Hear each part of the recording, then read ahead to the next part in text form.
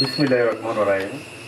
মাদক বিরোধী মত বিনিময় সভার সম্মানিত সভাপতি মাননীয় প্রধান অতিথি জনাব মোহাম্মদ শাহরি আলম, ডিসি দক্ষিণ বিভাগ, এসএমডি সিলেট, উপস্থিত অধ্যকারী উপদেষ্টা কমিটি এবং এলাকাবাসী, প্রিন্ট মিডিয়া, ইলেকট্রনিক মিডিয়া, আসসালামু আলাইকুম। আজকে আপনারা যে সুন্দর একটা আয়োজন করেছেন, আয়োজনে উপস্থিত থেকে পেরে আমরা সত্যি আনন্দিত এবং গর্বিত। এই মাদক বিরোধী অভিযান আমরা অতীতে অনেক করেছি এবং করতেছি। মাদক এমন একটি নেশা, যে পেশা যাদের পরিবারে একজন আছে, ওই পরিবার একবার ধ্বংসমুখে চলে যাচ্ছে। তাই মাদকের বিরুদ্ধে আমাদের অভিযান কঠোর এবং কঠোরতম। আমরা এই পর্যন্ত গত জানুয়ারি 24 থেকে আজ পর্যন্ত আমরা 59টি মামলা নিয়েছি এবং 78 জন মাদক ব্যবসায়ীকে গ্রেপ্তার করেছি।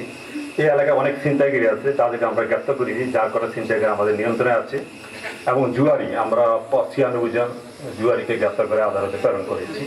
আমাদের অভিযান অব্যাহত আছে। আপনাদের সহযোগিতা যদি আমরা পাই, আজকে যেভাবে আপনারা বক্তৃতা দিয়েছেন, আপনাদের সহযোগিতা আমরা পাই, আমরা আশা করি এই মূল খানা গেল এই দক্ষিণ সুরমা এলাকায় কোনো মাদক ব্যবসায়ী, মাদক সেবনকারী এবং কোনো গডফাদার থাকবে না।